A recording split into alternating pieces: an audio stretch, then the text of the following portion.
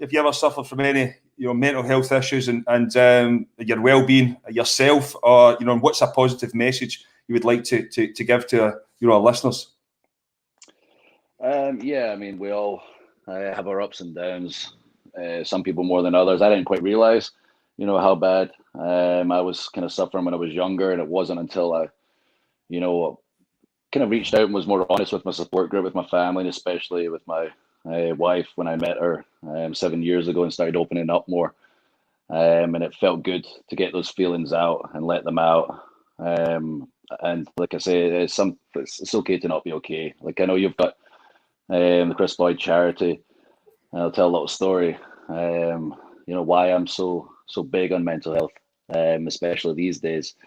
As my buddy Adrian McCallum Lionheart asked me to do a video for yourself in your college, and I did it, and I didn't realize that he was suffering at the time, and he'd tell me stories about other guys and what's going on with them and how I need to reach out to them and talk to them, and the whole time he was suffering himself, and I wish I knew.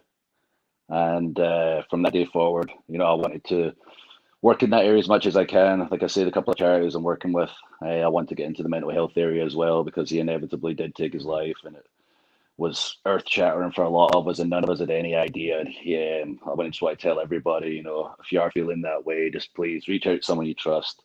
It is okay to not be okay, and it feels good to get it out, and there is always light at the end of the tunnel.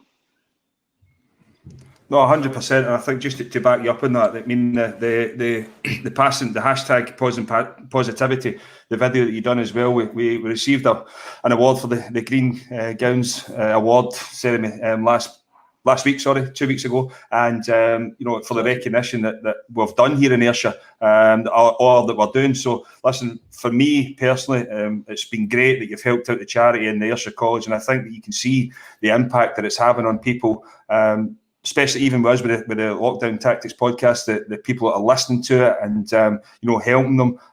But as you said there regarding Adrian, it was obviously a big shock to everyone, because that was the whole thing. Like when we started the whole podcast, at the college, with everything that was going on, he was going to be part of it and stuff like that as well. And then to obviously get the sad news that he took his own life, it was devastating for everyone. Yeah, there really was. And like I say, you would never have known. He just kept as you know, like just such a big personality. You would never know anything's wrong. And he was always telling me about others and looking out for others. And I called a couple of the guys that he told me about that were kind of suffering to speak with them, and the whole time he was suffering. So if you're the one suffering, it's okay to look out for other people, but you also have to look out for yourself. Yeah, you're right, 100%. Drew, see within the organisation, obviously you're a brand ambassador, and do you have stuff, because we spoke to Andy Robertson last week,